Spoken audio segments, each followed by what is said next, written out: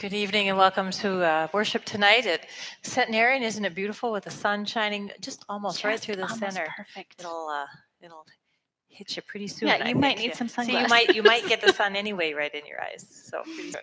I'm Pastor Michelle, leading worship with Pastor Erica, and it's good to be with you tonight. I invite you to take that Connect card that's that you found on the stand, and you can fill that out and put that in the offering plate when you leave. You can put prayer requests on the back. And know that we read those and hold those with you. And what announcements do you want to point out just tonight? a couple of announcements. Note that tomorrow evening we are having an event on climate justice here at the church. So that will start at 5:30 and it will be here in the sanctuary. So if you are interested in learning more from Minnesota Interfaith Power and Light, come. It's a pretty cool organization. It's a fabulous organization. So it'll be a great presentation. We need cookie bakers for On Golden Pond. It will be opening in a couple weeks. So if you are a baker, we need that. And tonight, if there are able-bodied people that want to help move some flats in from the storage shed in for the set, we have a lot of moving pieces tonight. So we're looking for a few more muscles to help bring those in. And you can see Eric Kozer at the back after the service. I think those are the big ones. Okay. All right, let's stand and share together our prayer, gathering prayer. As God created the heavens and the earth and called them good,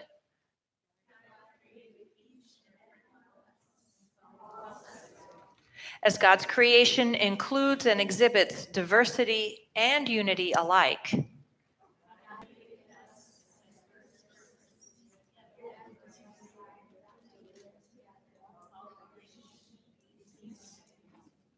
as a multicolored rainbow reflects the spectrum of light. As we encounter attitudes and acts of prejudice and injustice,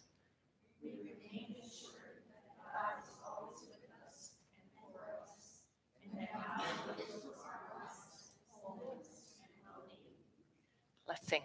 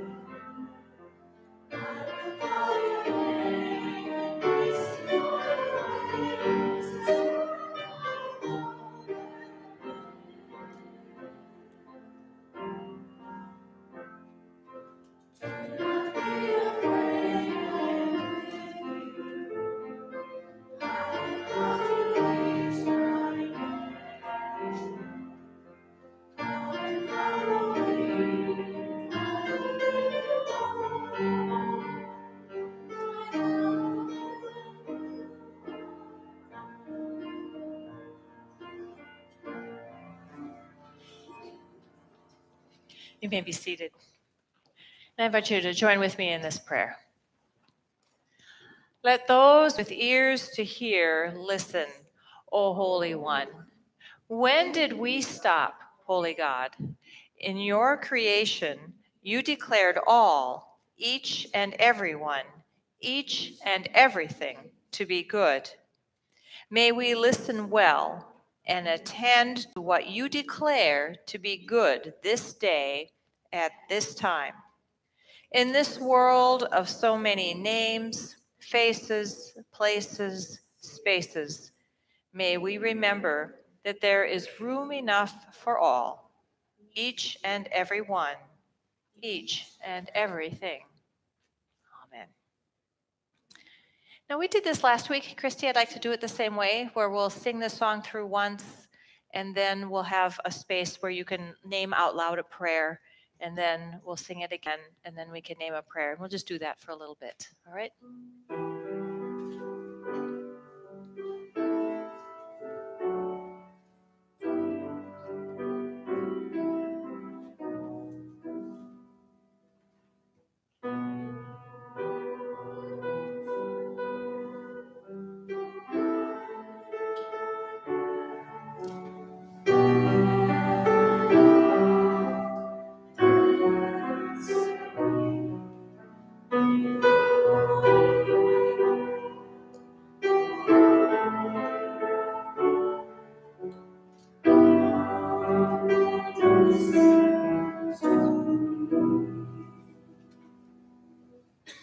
I would ask for comfort for a little neighbor boy who is just going through chemo.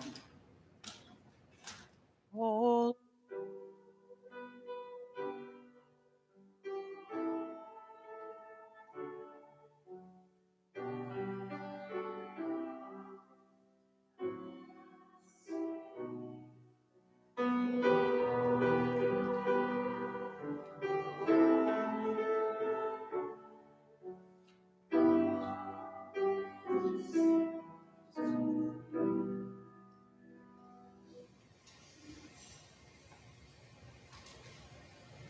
A huge thank you for the signs of spring.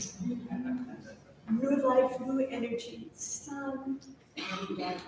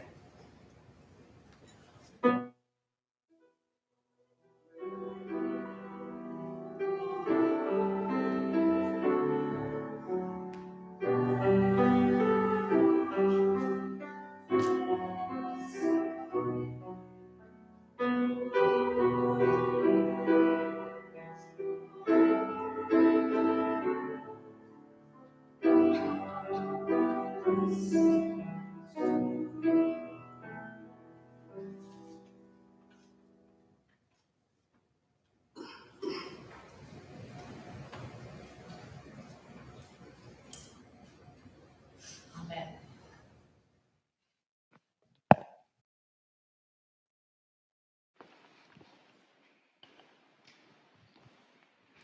Our reading tonight comes from the book of Galatians, chapter 3.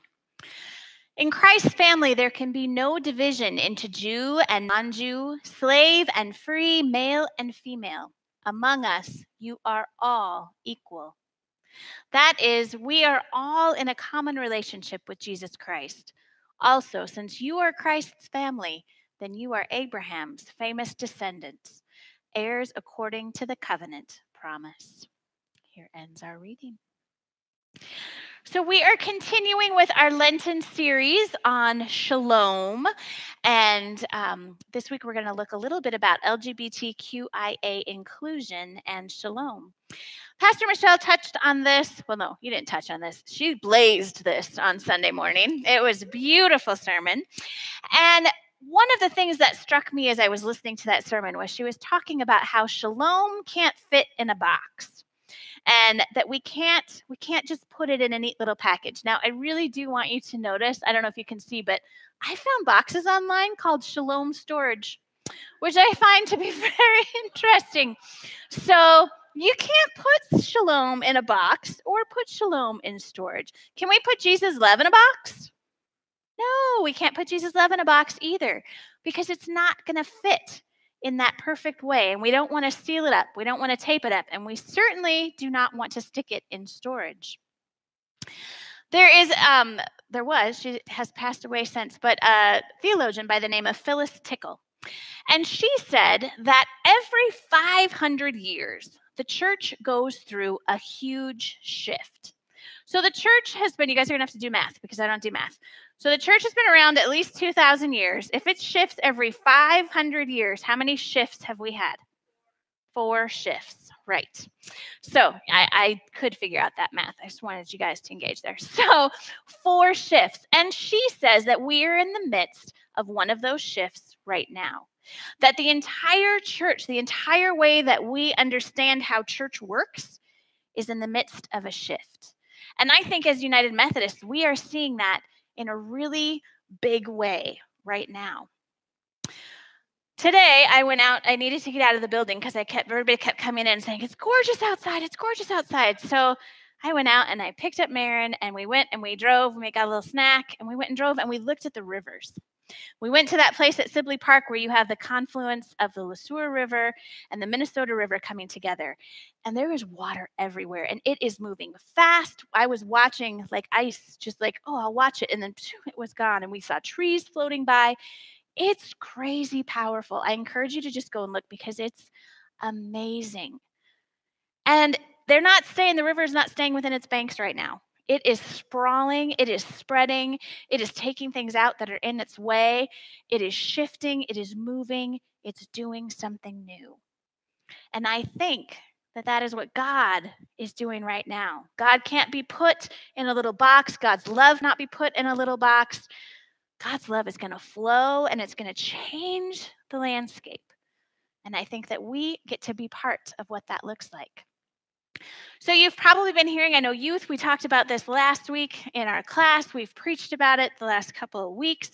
But General Conference 2019 was a special conference held by the United Methodist Church to decide some language within our church and to decide how was it that we were going to welcome anyone who is LGBTQIA or identifies in another way, and whether we were going to allow people who identify in any of those ways to be clergy, to be ordained in our churches, to be married in our churches. And at the conference, many people thought that it would happen that we would be allowed what was called the one church plan, where each church was going to be able to kind of figure out how they were going to live into this, sort of what our box was, how we were going to work with this.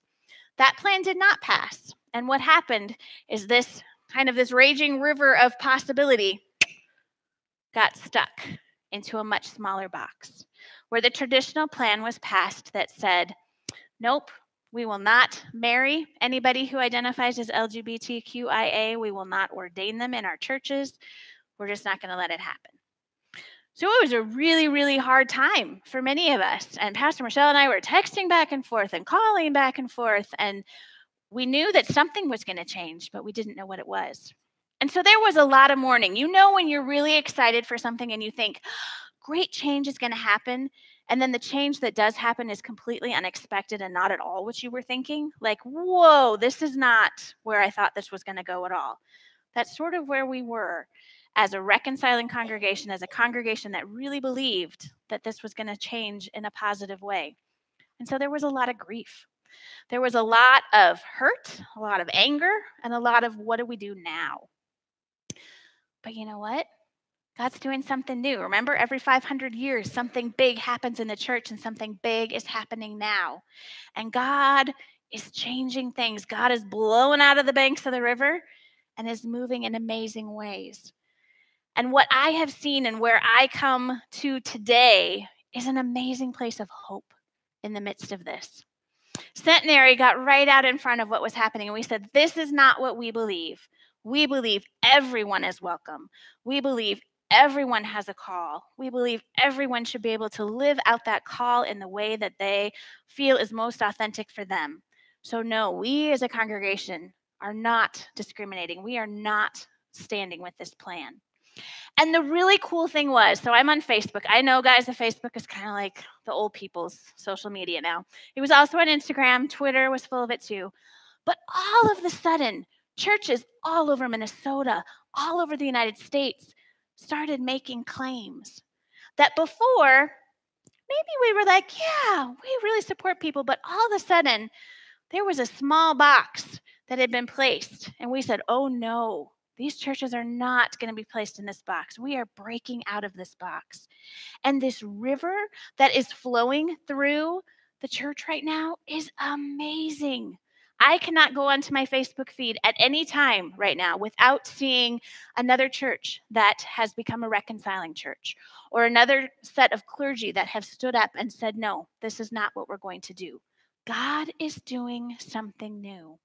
And we're talking about shalom, and our visual for this month is that little seed that's kind of coming out of the dirt that we're holding. General Conference was dirty and messy, and it left us with a big old pile of fertile soil that we could stand in. You can edit that how you want, but a big pile of fertile soil. And we're planting something new, and it's really exciting. And there is so much hope. When I came in tonight and I walked in the door and seriously was almost blinded by the amount of sun coming through, but what I noticed was that there were rainbows all the way down the parquet. God is sending rainbows all over the world to say, I'm up to something new and something different. So a lot of people are asking, well, what does that mean at Centenary? You put it on the sign that says, we stand with all of our LGBTQIA neighbors. We are standing in full support, but what does that really look like? And so we pulled a team together on Sunday morning, and here are some of the ideas that we think it looks like. And all of you may have ideas, and we want to hear those too. But the very first thing we're doing here at Centenary is starting an inclusion team. So a team of people who want to include better. So including LGBTQIA, racial diversity, language diversity, ableness diversity, whatever kinds of diversity and inclusion we can work towards, we're going to do that. We're going to check our building. We're going to check the signage in our building. We're going to see if you're driving by Centenary, can you tell what we do inside this place? Can you tell that it is welcoming? This group also talked about, you know what, maybe we need to have a safe place to gather. Maybe we need a place where it's okay to come and hang out, where there isn't any alcohol served, where it's safe, where it's open late. What could we do? Well, we have that beautiful area in our commons that is very much like a coffee shop. We have our coffee bar. Could we do coffee and karaoke on a Friday night and invite the community to come in? Yeah, we could do that. What would it look like if we partnered with other groups in town who are working for this justice? How could we expand on that? What would it look like if we had healing services, or if we had story circles where people could share how it has been with their soul, how it is with their life, what their experience is? So Centenary is beginning to figure out what those next steps are going to be. And it's coming fast, like that river that was rushing. And it's also slow because it takes time to make sure we do it well. But it's a place for all of us to get involved in this ministry. So thinking about that river again, God is pushing outside of the boundaries. God is saying, I am not seeing wholeness. I am not seeing well-being, and I want my shalom to spread everywhere. And so God is taking this and moving us outside of the banks. God is taking this and moving it in new directions. And you know what's really cool? We all get to be part of what this new thing is going to be. And it's pretty exciting. And so I will turn to you, to the youth, to say, how do we make this work? Because for many of you, this is not that big a deal. You see it, you talk about it, you understand it, you know it, you're living it. How can you teach us? And then I'm going to turn, this is kind of funny. We got the youth and we're just going to keep moving around. I'm going to turn to our older generations to say, how can you help us navigate this? Who aren't we reaching? Who needed this space 20 years ago, 40 years ago, 50 years ago? And how do we invite them in? It's going to take all of us to be inclusive and to be welcome and to extend shalom. But it's something new and it's something exciting.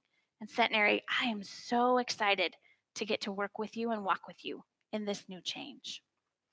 So let us go together. Let us see the shalom that God is calling us to. And let us see where God is pushing us outside of the bank and outside of our box to do something new in hope. Amen.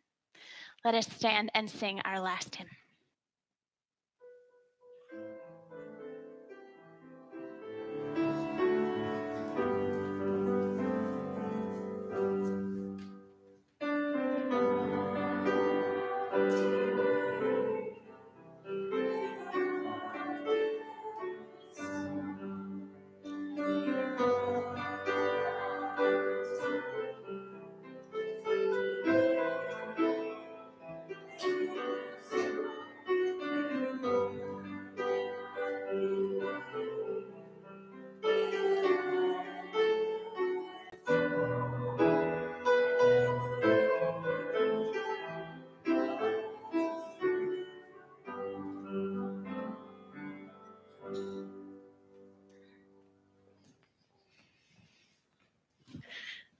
So I encourage all of you to grab onto one of those pieces of ice in the river and to ride this. It's going to be exciting. Not really. Not really.